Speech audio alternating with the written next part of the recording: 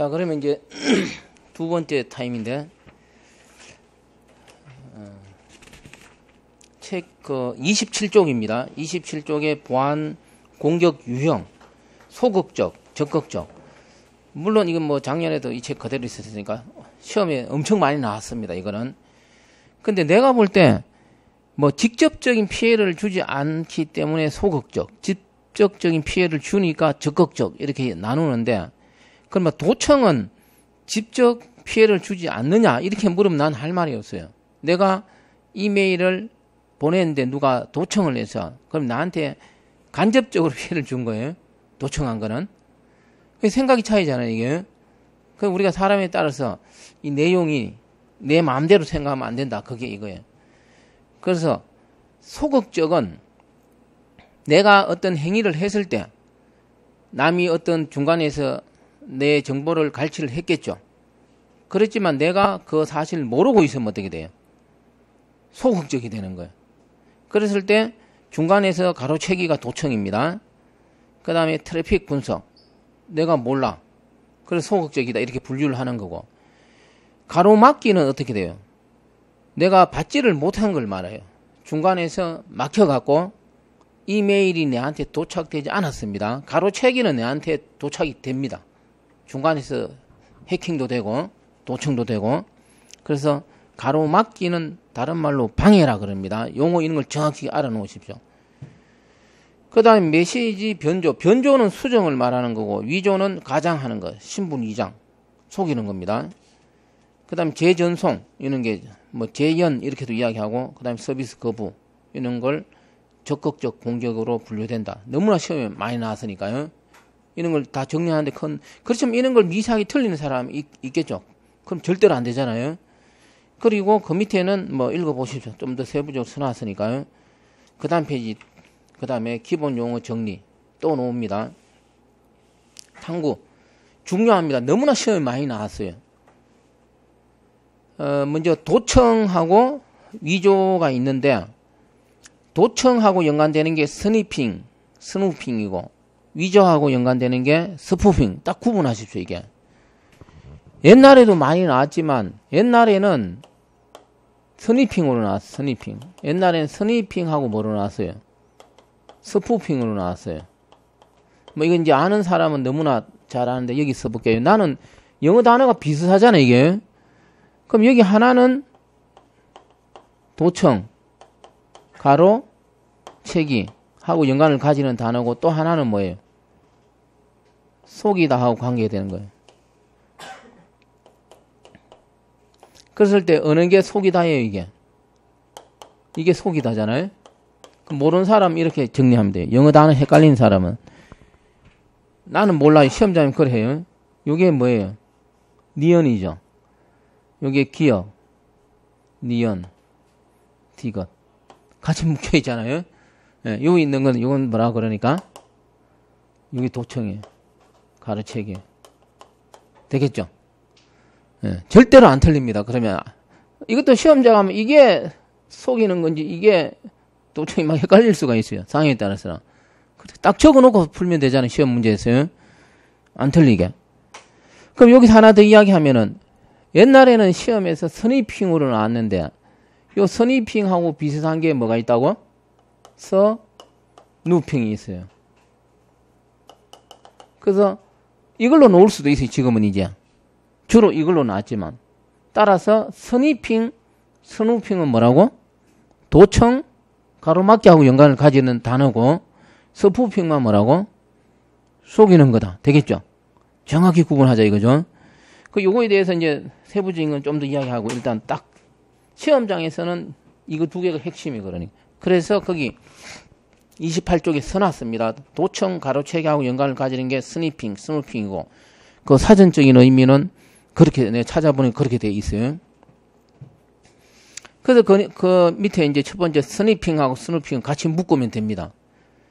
그랬을 때 뭐를 속이고 도청하느냐?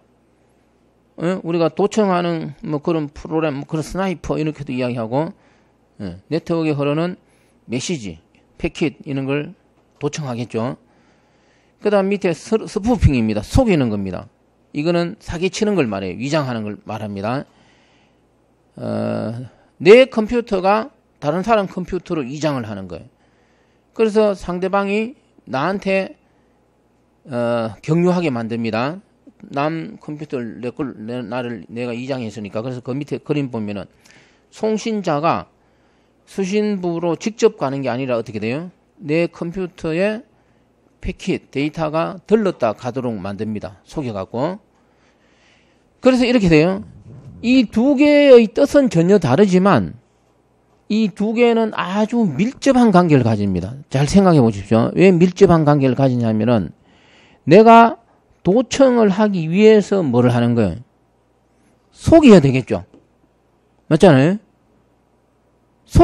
안 속였는데 내가 물론 도청을 그냥 할 수도 있지만 속이다 보니까 내게 경유해서 가니까 어떻게 돼요? 아까도 송신부가 수신척으로 직접 가면은 이거는 아무 상관없는데 이 해커가 있어. 해커가 속이는 거예요. 만약 이 수신부 주소가 뭐 123이다. 그럼 내가 123으로 만들어 버리는 거예요. 그러면 이 송신부의 데이터 어디로 오겠어요? 나한테도 오겠죠. 그 어떤 패킷이 나한테 왔을 때 내가 그걸 내용을 볼 수가 있잖아요. 그러니까 이렇게 되게 돼 있어요. 원리가 속이고 나서 뭘 하겠어요? 도청함. 다시 이야기합니다. 속이는 걸로 끝나고 이걸 안 하면 어떻게 돼요? 의미도 없죠. 일로 오면 뭐해? 속인 이유가 뭐겠어요? 그 메시지를 도청하기 위한 거죠. 이 관계를 잘 봐야 돼요. 문제상에서. 그래서 우리가 뭐 ARP 스푸핑 이렇게 해요. 스푸핑 한 후에 뭐 하겠어요? 스니핑을 하는 거죠. 그래서 이게 별개의 뜻이지만 아주 뭐겠어요? 밀접한 연관을 가지니까 요래 문제 보고 잘 보고 푸십시오. 실수 안 하게. 그래서 스푸핑은 뭐 IP 주소를 이게 뭐 IP 주소다 그러면 IP 주소를 속일 수도 있고 맥 주소를 속일 수도 있고 뭐 여러 가지를 속일 수 있어. 뭐 DNS 포트 번호 이런 걸 다 스푸핑 할 수가 있다. 거기 써놨습니다. 예. 그 다음 페이지 피싱 뭐 이런 거 내가 크게 안 해도 되겠죠. 피싱은 그 뭐 고기를 잡는다 그거 딴 거고 이 피싱은 기본적으로 속이는 원리 스푸핑의 원리입니다. 읽어보면 될 거고 그 다음에 피싱 중에서 문자 메시지를 피싱하는 경우 특별하게 그걸 뭐라 그래요? 스미싱. 그럼 요새 스마트폰하고 연관해갖고 그래서 피싱이 뭐고 스미싱이 뭐고 구분하십시오. 피싱의 일종입니다. 스미싱은. 근데 특별하게 문자 메시지를 이용한 대표적인 게 어떤 스마트폰이 지금 많이 인기리에 하다 보니까 개인정보를 갈취하기 위해서 하는 게 스미싱 이렇게 정리하고 그 다음에 파밍은 역시 속이는 겁니다. 파밍도 속이는 건데 나도 몇 번 당해봤어요. 이거는 가짜 사이트 뒤에서도 한번 합니다. 주로 뭐 중국 예? 중국 뭐 짱깨이 그럽니까? 들이 나쁜 짓을 하니까 짱깨이 그러잖아요. 들이 이래 돈 갈취하려고 이 파밍을 많이 하고 그래요. 실제로. 그래서 막 나도 몇 번 그런 적 있고 실제로 은행 많이 옵니다. 이게 막 그 정보 뭡니까? 그 은행 코드표 입력하라 막 그렇게 돼요. 그 내가 접속한 사이트가 국민은행인 줄 알았는데 국민은행이 아니야 이게. 예, 그 해커의 사이트가 됩니다. 똑같이 만들어 놓고 너무나 똑같은데 속인 거죠. 그러니까 그렇게 해서 어떤 금융 돈을 갈취하기 위한 게 뭐라고? 파밍. 이 기법에 대해서는 뒤에서 설명할게요. 파밍 기법에 대해서는. 그 다음 재전송은 다시 보내는 거니까 내가 친구한테 돈을 100만 원 송금을 했어. 그러고 나서 1시간 후에 다시 해커가 돈을 송금하라 이렇게 딱 놓는 거예요. 그게 재전송이에요. 그래서 뭐 타임 스탬프 이런 걸 이용해서 막을 수는 있겠죠. 이중 송금 뭐 이런 걸 할 수 있는 게 뭐라고? 다시 보내니까 재전송입니다. 그 다음 페이지. 그 그 다음에 부인 잘하는 거, 부인 방지. 내가 데이터를 받지 않았습니다. 뭐 간단하게. 근데 이제 송수신 둘 다 보내지 않았다. 받지 않았다. 다 부인 방지입니다. 부인과 관계되는 거고. 근데 보냈는데 여러 가지 금이 써놨어요. 보냈는데 받긴 받았는데 내용이 다르다. 그것도 뭐겠어요? 다르다. 그것도 부인하는 거예요. 꼭 안 받았다면 부인이 아니고. 또 이런 것도 있어요. 받긴 받았는데 1시까지 보내주려고 했는데 3시에 보내주지 않았나. 시간이 늦었다 이거죠. 그것도 부인 방지예요. 왜냐하면 시간이 지나면은 값어치가 없어지는 경우도 있겠죠. 예. 그래서 부인 방지는 여러 가지가 있을 수 있는데 무조건 뭐 받고 안 받고 받았는데 어떤 시간 관계 등등 이런 거 거기서 써놨으니까 보시고 그 다음에 백도어 또는 트랩도어 같은 의미로 사용되는데 비밀 통로를 말합니다. 뒷구멍. 이거는 통상적으로 그거 읽어보면은 어떤 시스템 개발자가 편의를 위해서 만들어 놓은 건데 그거를 악용하는 거. 그리고 또 능력이 있는 해커가 스스로 이 백도어를 만들어 놓을 수가 있다. 그걸 이용해서 몰래 들어가서 루터 권한 그럽니다. 유닉스에서 시스템 관리자 권한을 얻어서 정보를 훔쳐갈 수가 있다. 그러기 위한 게 백도어, 트랩도어입니다. 자, 그래서 기본 용어 너무나 중요한 내가 이건 다 너무나 지금까지 많이 알지만 내가 한번 강조한 겁니다. 하고 나오니까 시험에서 또 연관되는 부분이 많고. 자, 그 다음에 접근 통제 넘어갑니다. 이게 시험에 이상하게 많이 나옵니다. 이게 크게 3가지가 있는데 그 보안기사에는 막 6가지로 나오던데 막 보안기사 내가 2회인가 시험 보러 갔나 가보니까 6개 막 9개씩 나오더라고 이게. 그래서 내가 왜 이렇게 많이 나오나 싶었는데 그래서 이제 옛날에 책에 처음에 이거 3개만 넣어놨다가 하도 보안기사에서 많이 나오니까 내가 프린트물로 좀 더 이제 보강한 걸 내가 책에 넣었는데 그거는 공무원 시험에서 안 나왔어요. 예를 들어 먼저 그 접근 통제가 뭔지는 뭐 이야기 안 해도 너무나 뻔한 거잖아요. 함부로 접근하지 못하게 하는 그 접근 통제니까. 그래서 거기 잠깐 내용을 보면 먼저 어떤 개체가 어떤 내부 어떤 망에 접근하기 위해서는 어떤 인정 이런 걸 받도록 해서 접근하도록 하는 건데 개체 거기 보십시오. 사람 아까 개체는 사람만이 개체가 아니라 프로세서, 서버, 클라이언트 등등이 뭐가 될 수 있다고 개체가 될 수가 있다. 예, 나머지는 보면 될 거고. 그 다음에 그 밑에 책임 추적성 이런 게 시험에 나오기도 하는데 어떤 망에 접근했을 때 접근한 사람이 어떤 정보를 뭐 읽고 뭐 이래 여러 가지가 있겠죠. 그 추적하는 걸 말하겠죠. 그 로그 파일이 뭔지 알죠? 기록되는 거. 그런 걸 이용해서 개인의 행동을 기록하는 거. 예. 그게 바로 책임 추적성. 그 다음에 접근 모델입니다.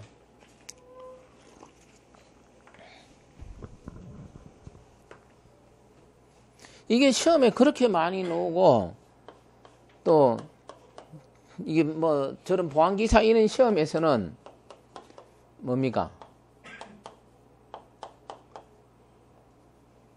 그 뭐라 그래요? 너무나 많이 나오니까 이게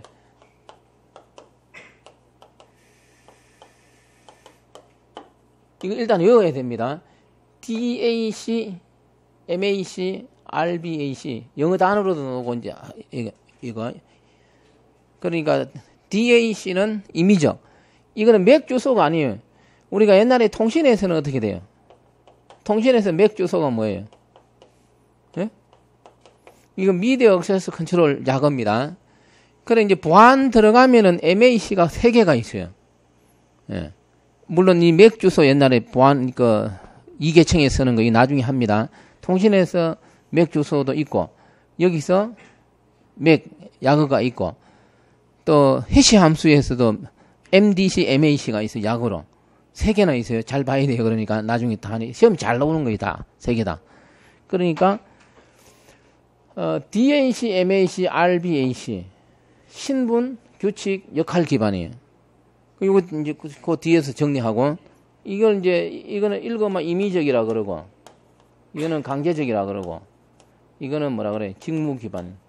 딱 이걸 먼저 요게 중요하면 공무원 시험에서는 일단 요 세 가지 기준으로 나왔는데 시험에서 가장 많이 나오는 건 이거 같아 보니까. 예. 또 이 현실적으로 많이 쓰이는 것 같아. 이 방식이. 세부적으로 따져봅니다. 먼저 DAC 임의적 접근 통제. 이 임의적 접근 통제 이거는 운영 체제에서 많이 쓰는 OS 윈도우 유닉스에 있는 운영 체제 있죠. 예. 거기서 우리가 유닉스에 접근하게 할 때는 그 자기 접근 권한이 있죠. 그걸 각 개인마다 어떻게 되겠어요? 접근 권한이 다르고 그걸 임의적으로 한다 이런 뜻이에요. 그 내가 권한이 있으면 제 3자한테 어떤 접근 권한을 내가 부여할 수도 있고 임의적으로 어떤 그 유닉스에 접근하는 사람은 불특정 뭐가 되겠어요? 다수가 될 수 있습니다. 예, 그런 환경에서 적용할 수 있는 게 바로 임의적 접근 통제인데 32쪽에 거기 보면은 쭉 설명한 건 뭐 내가 특별하게 없고 그 접근 통제 목록 2번에 보면 ACL 그럽니다. 액세스 컨트롤 리스트 이런 걸 이용해서 각 개인에 대한 접근 권한을 기록해서 뭐 통제를 하고 그런 거. 그랬을 때 이 임의적 접근 통제는 시험에서 트로이 목마 거기 6번입니다. 6번에 보면은 트로이 목마 공격의 취약점을 가진다. 뭐 이런 것 정리를 해놓고 나머지 읽어보면 될 것 같아요. 그 3번 이런 게 또 놓을 수가 있습니다. 객체 소유자일 때는 다른 사람에게 권한을 부여할 수가 있습니다. 임의적으로. 그 다음에 강제적 MAC 보십시오. 이거는 어떤 규칙에 의거한다. 임의적이 아니에요. 딱 규칙 그러면 뭐겠어요? 어떤 규칙이 가장 많은 곳이 내가 볼 때 군 이런 데가 될 수 있어요. 나도 군에 갔다 왔지만 군에 가면 뭐 하지 마라가 많죠. 모자는 똑바로 서라. 손 넣지 마라. 걸어 다닐 때는 그런 것처럼 많은 규칙이 있는 게 군 같은 공직 정부 공직 사회에 있는데 어떻게 되겠어요? 많겠죠. 예를 들어. 그래서 이 MAC 접근 통제 이런 거는 군에서 데이터베이스를 관리할 때 많이 적용합니다. 또 군 데이터베이스 있는 데서 강제적으로. 그래서 이거는 DAC처럼 내가 권한이 있다고 내가 제3자한테 또 다른 권한을 부여할 수도 없습니다. 딱 규칙에 의해서 중앙관리자가 일괄적으로 어떻게 하겠어요? 딱 규칙을 적용해서 통제를 하겠죠. 그게 바로 MAC 이렇게 됩니다. 그래서 이 MAC에서 주 특징은 거기 5번에 있습니다. 최상위 보안 등급을 가진 사람도 모든 자료는 다 볼 수는 없다. 이걸 알 필요성의 원칙. 앞으로 이런 게 시험에 나올 거 있다, 이게. 그래서 군대 같은 경우 어떻게 돼요? 군대에서 내가 소장이야. 내가 어떤 소장 그런 별 두 개. 사실 군대에서는 이 소장이 되면 거의 끝이에요. 이게 상당한 권한을 가집니다. 이게 사단장이니까. 그러면 사단이 A 사단이 있고 B 사단이 있겠죠. 내가 A 사단의 사단장이야. 그럼 B 사단의 정보를 내가 함부로 볼 수는 없겠죠. 예를 들어 높더라도 이게 그런 개념을 말합니다. 그게 바로 최상위 보안 등급을 가졌더라도 모든 자료는 어떻게 돼요? 다 볼 수는 없다. 어떤 규칙에 의해서 그게 바로 MAC 특징이 됩니다. 알 필요성의 원칙 이렇게 이야기합니다. 나머지 읽어보면 될 것 같아요. 그 다음에 시험에서 사실 가장 많은 이상이 거론되네요. 역할 기반. 내가 이 책 정리하면서 보니까 그 우리나라에서 뭐 이런 도로를 관리한다든지 뭐 등등 이런 데서 이런 걸로 적용하다가 데이터베이스를 만들 때 MAC 규칙을 적용한 DB를 구축하려다가 잘 안 맞대. 그래서 RBAC 이걸 적용한 데이터베이스를 만들었다. 네, 이런 것도 읽어봤어요. 그래서 현실적으로 우리가 은행 이런 걸 한번 생각해 보시죠. 은행이라든 각 조직이 어떻게 돼요? 은행과 같은 조직이 있겠죠. 조직이 클수록 이게 중요하게 된다. 왜냐하면 각 은행에서 역할이 있겠죠. 그 사람들마다.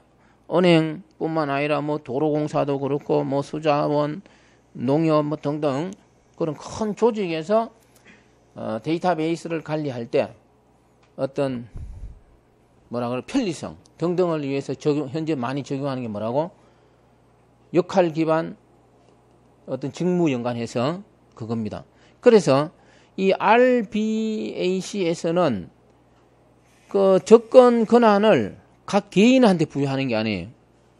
그 직무 역할하는 그 기준이 있겠죠. 거기에다가 딱 부여를 합니다. 그러면 내가 그 팀에 소속되어 있으면 그 권한을 내가 받게 되는 거죠. 그게 바로 역할 기반 이렇게 되고, 그래서 34쪽에 보면은 2번에 관리자는 각 사용자에게 직접 접근 권한을 부여하지 않는다 이렇게 되겠죠. 한다가 아니에요. 않는다. 바로 그룹에 권한을 부여하는 겁니다. 핵심. 그래서 이상하게 이게 많이 나옵니다. 이 직무, 역할, RBAC는 다르게 비임의적 거랍니다. 이거는 임의적이잖아요. 이거는 다르게 뭐라 그런다고? 비임의적 거랍니다. 또 용어에서. 그 1번 첫 번째 하살표에 써놨습니다. RBAC는 첫 번째 하살표에 뭐가 있습니까? 비임의적 접근 통제 이렇게도 이야기합니다. 외울 게 많죠, 이거. 예. 인문 사회적인 문제는 이런 걸 외워야 돼요. 그러니까 핵심은 이거예요. 그러니까 그렇게 되고 그 밑에 비교를 해놨습니다. DAC, MAC, RBAC 비교를 해놨습니다. 똑같은 거예요.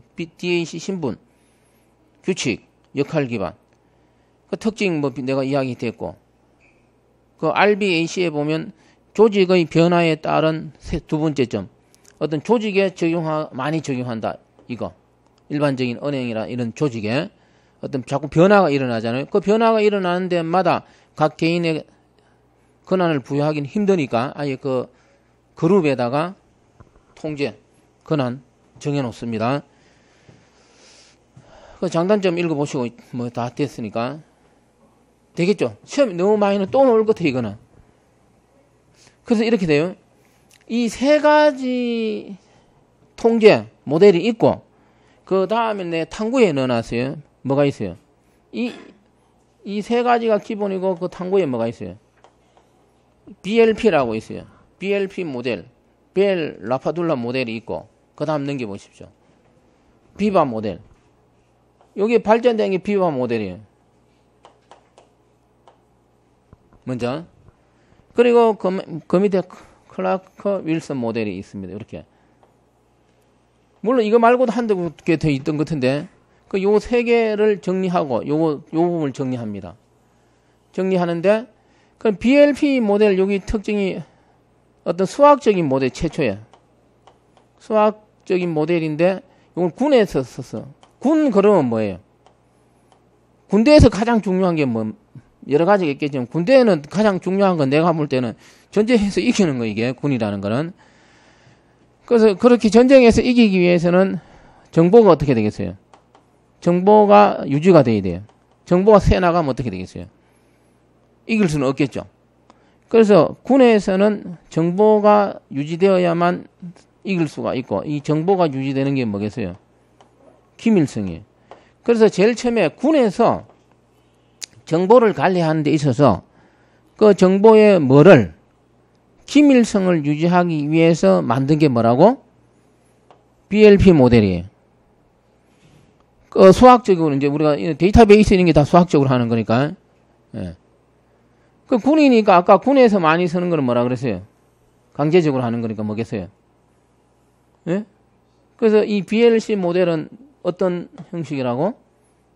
이런 모델을 따릅니다. MAC 그 이야기예요. 자, 그래서 나머지는 뭐 나올까 모르겠어요. 일단 그 써놓긴 써놨는데 핵심은 이겁니다.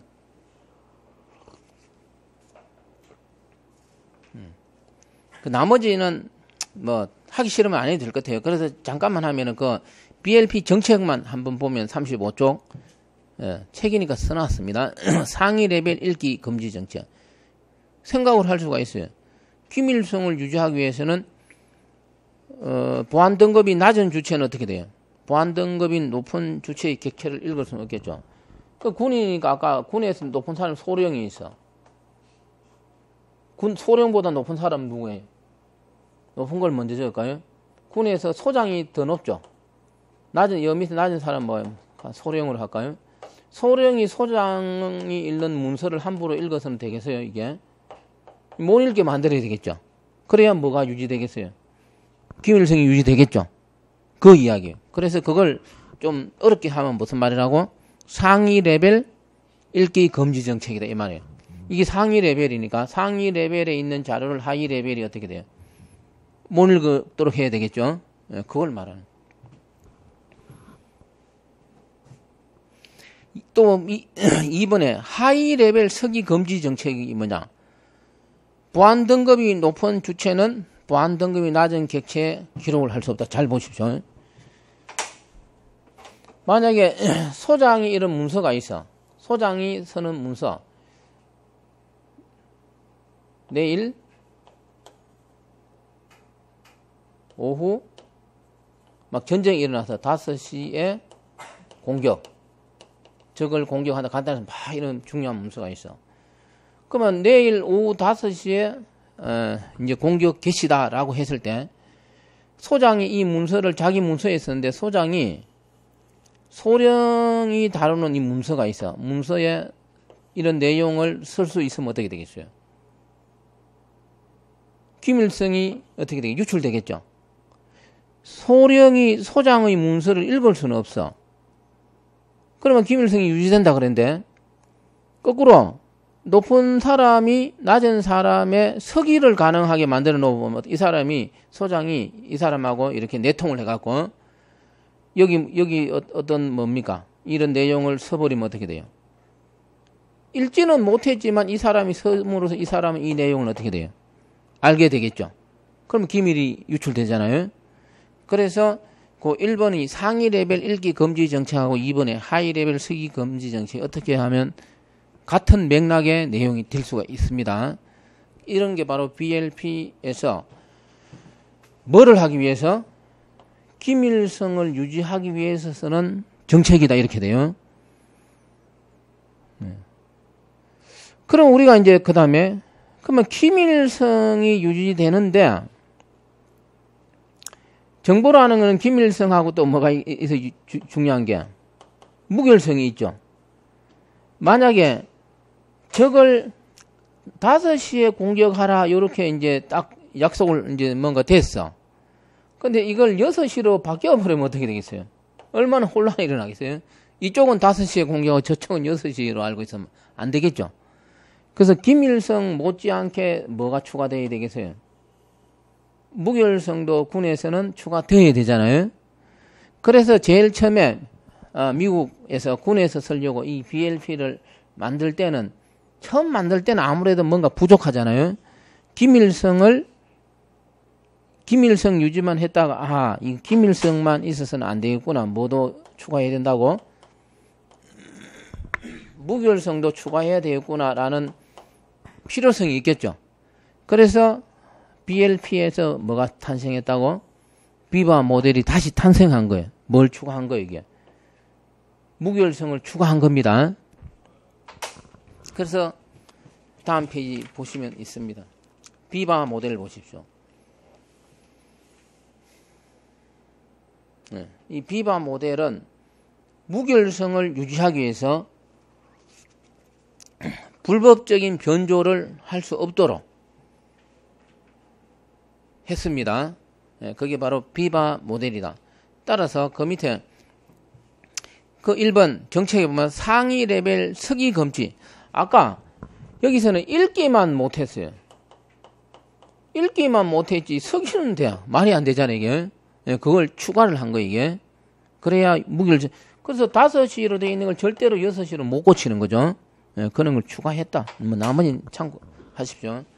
그게 바로 비바 모델이 되고, 그 다음에 마지막 클락 윌슨 모델은 이렇게 알아두면 돼요. 금융권에서 은행 같은 데서 쓰는 데이터베이스 모델에 쓰는 방식, 이게 바로 접근 통제 방식, 그게 바로 클락 윌슨 모델 이렇게 되는데, 이 클락 윌슨 모델은 은행 금융권은 이렇게 돼 있어요.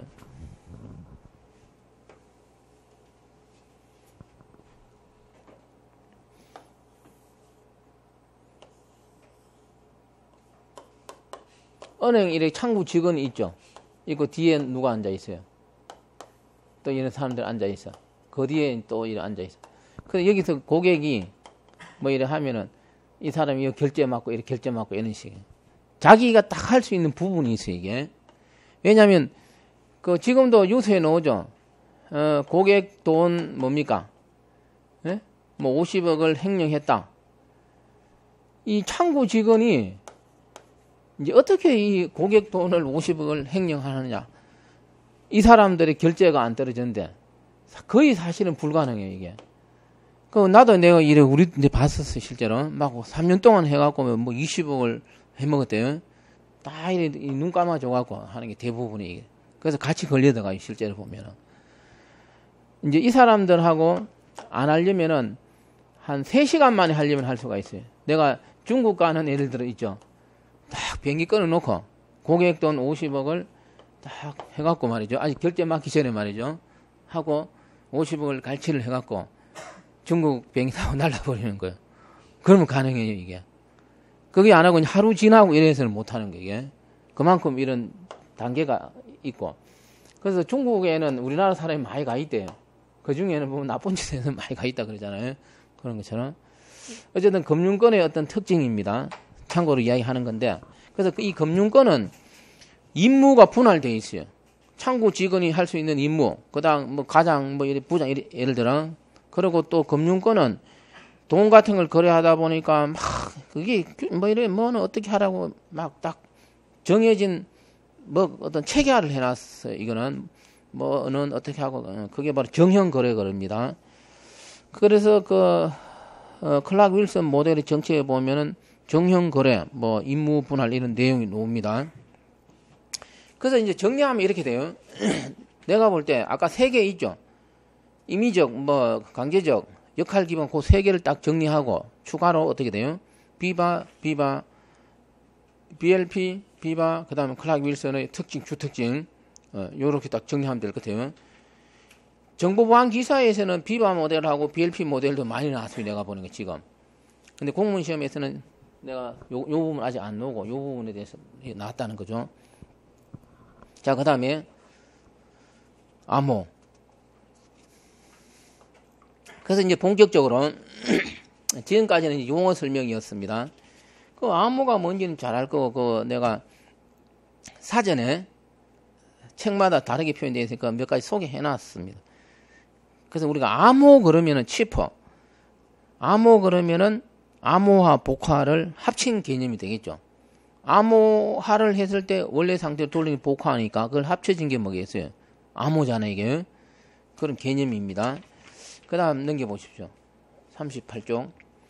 그 암호화 복화를 하기 위해서는 어떤 키를 사용합니다. 그걸 우리는 암호키 또는 비밀키, 뭐 뒤에서 여러 가지 나오겠죠. 설명할 거고.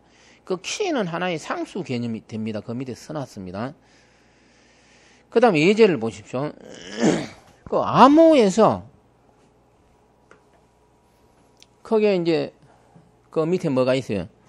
대칭키, 비대칭키 해시 함수가 있는데 이 대칭키 암호에서 가장 많이 쓰는 게 어저께 우리 커밀 시간에 본 XY 연산이에요. 이게 그 책대로 해볼게요. 요게 메시지다. 메시지, 평문, P, M 또는 P를 쓴다 그래요. 그 1001 할까요? 요게 이제 암호키예요. 요걸 XY 연산을 해보십시오. XY 연산은 어떻게 돼요? 이렇게 쓴다 그랬죠. 앞으로 보안 관련 이렇게 알고리즘 책 보다가 이렇게 표시해 놓으면 이게 뭐라고? XY 연산을 말합니다. 내용이. 그러면 요 같으면 뭡니까? 0이고 다르면 뭐예요? 1이죠. 1, 1, 0, 0 이렇게 되죠. 그럼 요게 암호키라 그러면 요게 메시지면 요 결과는 뭐겠어요? 요게 치퍼 텍스트 암호문이에요. 그래서 이제 암호문은 C로 표시합니다. 그래서 앞으로 이제 연습 책 이런 거 보고 다른 책을 혹시 볼 때 M이나 P가 나오면 주로 뭐라고? 평문, 암호문 되기 전에 C가 나오면 뭐라고? 암호화된 결과. 이거 딱 생각하면 돼요. 그러면 여기까지가 암호화야. 복화를 하기 위해서는 다시 어떻게 하면 되겠어요? 요 키를 다시 적용하는 거예요. 요 키를 다시 적용해갖고 X와 연산을 하면은 0, 1, 0, 1. 여기 뭐가 됐어요? 메시지 평문이 됐죠. 요거하고 어떻게 돼? 요거하고 같죠. 희한하게 X와 연산 이때 키가 동일한 키죠. 요 키가 어떻게 돼요? 요 키는 뭐 같죠. 그래서 대칭키라 그래요. 실제로 우리가 대칭키 암호 원리가 이런 원리예요. 무슨 말인지 알겠죠? 암호 복화가. 그랬을 때 실제로 우리가 일반 우리끼리 할 때 이 정도만 해도 우리끼리 했을 때 암호문 이렇게 주어지면은 키 찾아서 이 복화하는 게 어떻게 돼요? 내가 우리 뭐 간단한 사람이 쉬운 일은 아니겠죠. 뭔지 모르니까 이게. 그렇지만 이 전문적으로 하는 사람한테는 이렇게 해서는 어떻게 돼요? 금방 어떻게 되겠어요? 해독이 되겠죠. 그래서 우리가 이 암호에서는 여러 가지 기법인데 이제 나의 이 선형적이면 안 돼요. 선형, 비선형 이런 개념이 나요, 이제. 이런 개념은 선형의 개념이에요. 선형은 뭐겠어요? A이면 B이다. 1대1의 관계. 그건 너무나 이 찾기가 쉽고, 비선형은 뭐겠어요? 어떤 A가 주어졌을 때 결과는 어떻게 돼요? B가 될지 C가 될지 D가 될지 뭐가 될지 모르는. 그러니까 원래를 이거는 찾기가 쉬워. 근데 뭐가 될지 모르는 이거는 찾기는 어떻게 되겠어요? 어렵겠죠. 그렇게 적용하는 우리는 뭐라 그런다고? 비선형 이런 용어를 씁니다. 뒤에서 또 놓을 테니까요. 그래서 암호의 하나의 모델이 될 수 있어요. 이게 따져보면은 연습할 때 이런 걸 하면 되고. 자, 그러면 이제 그 다음에 39쪽에 CMVP 이것도 내가 작년에 뭐 해주는데 시험에 그냥 그대로 나왔어요. 이것도 이런 암호 알고리즘이 있어.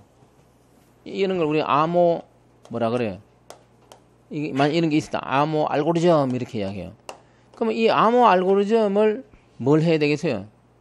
예? 검증을 해야 되잖아요. 내가 암호 만드는 전문가야. 내가 만든 암호를 어떤 회사에서 쓰려고 해요. 검증을 안 받았는데 탈로 나면 안 되니까 사용하겠어요? 안 되겠죠. 그래서 우리가 사회의 원리는 어떻게 돼요? 이런 암호 알고리즘이 나왔을 때 검증하기 위한 뭐가 기간이 있겠죠. 뭔가가 있겠죠. 인정을 받기 위해서. 그래서 암호 알고리즘을 검증하기 위한 프로그램, 그게 뭐라고? 약으로 CMVP, 암호 모듈 검증을 위한 프로그램입니다. 그게 이제 미국하고 캐나다에서 개발해서 지금 발표가 되어 있고, 그래서 어떤 암호 알고리즘이 개발되면은 이 프로그램을 이용해서 검증을 합니다. 그게 통과되었다는 것은 어떻게 되겠어요? 내가 암호 만드는 사람이야. 그러면 제 3자한테 이걸 팔아먹으려고 해. 그러면 미국 요 리스트하고 이거에서 통과된 거다라고 탁 이야기하면 어떻게 돼요? 구입자는 믿을 수가 있겠죠. 그런 거죠. 그러면 이제 공부는 여기까지 하면 이제 시험에서 인문사회적으로 나온 게 이 정도 나와서 그냥 뭐는 뭐냐? CMVP 이렇게 시험에 나왔어요. 누구나 맞췄을 거예요. 근데 그러면 이 CMVP에서 암호 모듈을 검증하는데 어떻게 검증하느냐? 그 안정성을 평가하겠죠. 그게 그 밑에 설명이 이제 1, 2, 3 구현 적합성 평가하고 2번 암호키 운용. 우리가 암호에서는 키가 중요하죠. 키가 덜통 나면 어떻게 돼요? 안 되잖아요, 이게.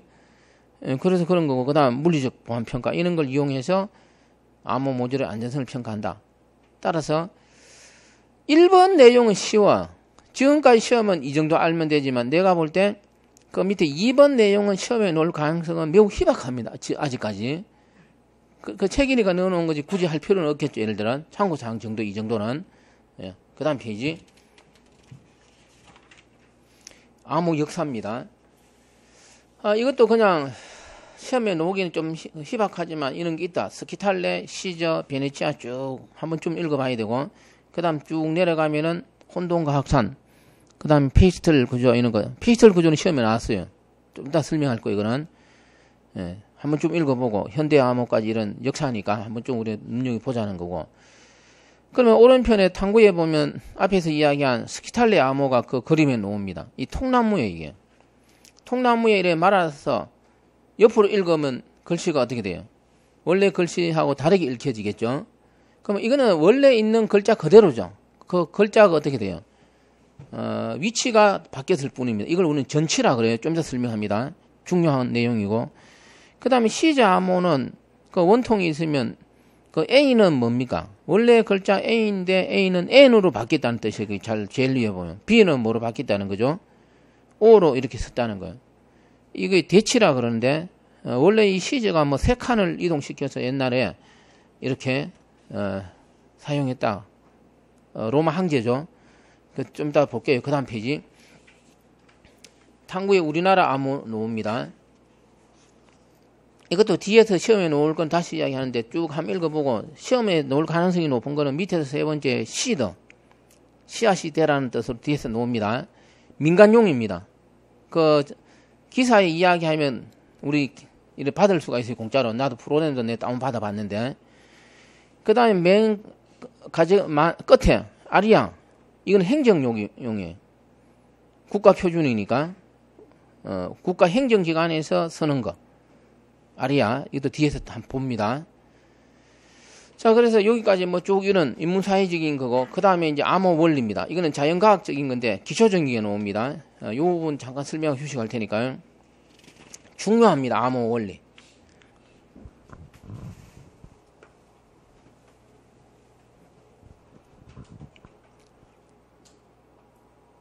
먼저,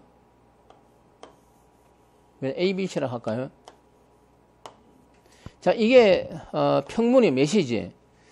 자, 이걸 이제 메시지를 암호하는 방법에서 먼저 블럭 암호인데, 이거를 A를 이 C로 하고, B는 A로 하고, C는 B로 합니다.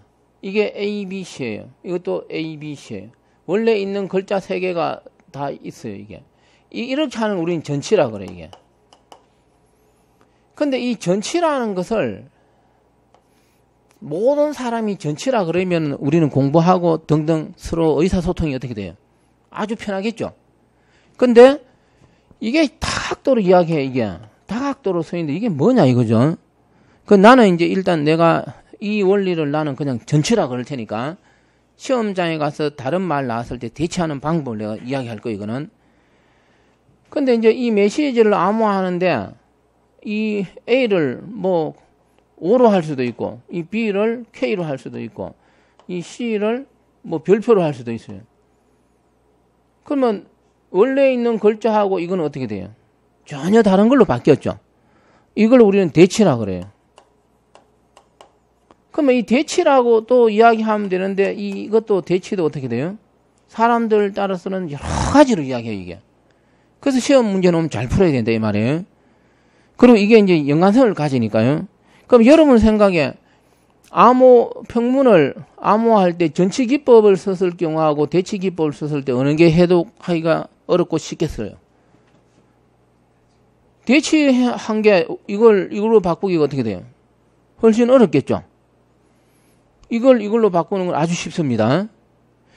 근데 여기서 하나 더 이야기하면 이렇게 돼요. 이게 이제 어려운 이야기가 되는데, 이 참고로 먼저 이야기하면 이렇게 돼요. 이거는 따지면 고전이라고 볼 수 있어요, 옛날에. 옛날에는 문자를 뭡니까? 문자 하나하나를 다른 문자로 바꾸는 게 옛날 그리스 시대 쉽게 말해갖고, 그때 시절 기준으로는 문자 단위잖아요. 고전적인 암호 방식이었다면은, 지금은 컴퓨터에서는 A든 B든 다 뭐로 바뀌죠? 예? 0 아니면 1이잖아요, 이게. 컴퓨터에서 전송되는 자료는 이게 블럭이든 뭐든 무조건 뭐겠어요? 0 아니면 1일 거예요. 그랬을 때, 현대 암호에서는, 예? 메시지가 뭐로 돼 있다고? 0 아니면 1로 돼 있어요. 그럼 0 아니면 1로 돼 있는데, 바꾼 것도 또 컴퓨터로 되니까 다 뭐가 되겠어요? 전치를 하더라도 이거는 따지보면 다 뭐가 되겠어요? 이 1이 2개면 어떻게 되겠어요? 작은 1이 2개가 이래 가고 0이 뭐 이렇게 될 거예요. 맞잖아요, 이게. 이게 전체의 원리예요. 근데 대치의 원리는 어떻게 되겠어요? 대치의 원리는 어떻게 되겠어요? 0, 1, 0, 1로 되어 있는 게 0, 1, 1, 1이 될 수 있다, 이 말이에요. 다시 정리하면은, 원래 메시지의 1의 개수가 2개면은, 전체의 원리는 1의 개수가 항상 어떻게 되겠어요? 2개가 되겠죠. 그렇지만, 대치의 원리에서는 1의 개수는 어떻게 되겠어요? 반드시 같은 건 아니죠. 이걸 생각해야 돼요. 그런 개념 여기까지고, 그래서 이제 책 보십시오. 일단 43쪽에 보면은 이 전치는 영어로 트랜스포지션이에요. 그래서 약어로 이제 많이 나옵니다. 전치 그러면 약어로 이제 영어 단어 T 개념이 있어요. 트랜스포지션에 T. 그런데 그 밑에 대치에 보십시오. 영어로 뭡니까? substitute 뭡니까? 대치 그럼 뭐라고? S 이렇게 돼요. 되겠죠? 이거는 용어가 나옵니다, 이제. 그래서 이렇게 이야기해요. 원래 이걸로 할까요? 이 평문, 메시지가 있을 때, 이 메시지를 대치의 원리로 이것을 이렇게 바꾸는 이 과정이 있겠죠. 이 과정을, 이 대치하는 뭐가 있습니까? 대치 과정이 있겠죠. 이 대치 과정을 뭐라고 용어를 쓰느냐면은, 대치가 영어로 뭐라고? S로 시작하잖아요. S박스 이렇게 이야기해요. 그래서 이제 처음에 이런 거는 S박스가 어떻게 진행될 것이냐 그거는 몰라도 돼요. 내 생각에. 알고지면 안 논다 그랬어요. 이제 이런 관계는 뒤에서 내가 또 이야기할 거예요. 이제 지금 알아둘 거. 암호 알고리즘 공부하면서 S박스 이런 말이 나와. S박스가 뭐라고? 어떤 메시지가 있을 때 대치의 원리에 의해서 다른 형태로 바뀌는 그 과정이 있겠죠. 그 과정에 적용된 알고리즘 이런 걸 뭐라 그런다고? S박스. 왜 S박스를 하면 이 내부는 복잡하겠죠. 이 복잡한 뭐가 적용됐을 거 아니에요. 그래서 블랙박스 이런 것처럼 S박스 그래요. 그러면 딱 알아들어요. S박스 그럼 뭐라고? 대치의 원리에 의해서 뭔가가 뭔가로 바뀌었다. 그러면 거꾸로 이제 메시지가 이렇게 바뀌는 거는 전치 과정이니까 전치 과정이 되겠죠. 전치 과정이니까 뭐라 그래야 되겠어요, 이제. 전치는 뭐예요, 이게? T니까 뭐라 그래야 되겠어요? T박스라 그래야 되는 이거하고 같은 맥락이면 그렇잖아요. 근데 T박스를 안 그래요, 이게. 이거는 T박스를 안 그러고 뭐라 그럽니까? 예? P박스라 그래요. 그래서 헷갈리는 거예요. 왜 P박스냐? 그래서 이 트랜스포지션 이게 다르게 말하면은 퍼무테이션이에요, 이게. 순열의 개념이에요, 이게. 이걸 이해를 해야 돼, 이게. 내가 이쪽에 한번 써볼게요. A, B, C 세 개의 문자로 할 수 있는 전치가 뭐겠어요? 이거는 예를 들어 A, B, C 이것도 하나의 전체로 볼 수 있어요. 하나도 안 바꿔서 맞잖아요, 이게. 그러면 A 있고 C하고 뭘 바꿀 수 있겠어요? BC 바꿀 수 있겠죠. 그러면 B를 제일 앞에 놓고 뭘 할 수 있겠어요? AC가 있고 B를 놓고 뭐가 있겠어요? CA가 있고 그다음 C를 가장 앞에 놓고 AB가 있고 C를 놓고 뭐가 있겠어요? 그래서 세 개의 문자일 때 전치의 가지수는 하나, 둘, 셋, 넷, 다섯, 여섯 가지가 되는 거예요. 무슨 말인지 알겠죠?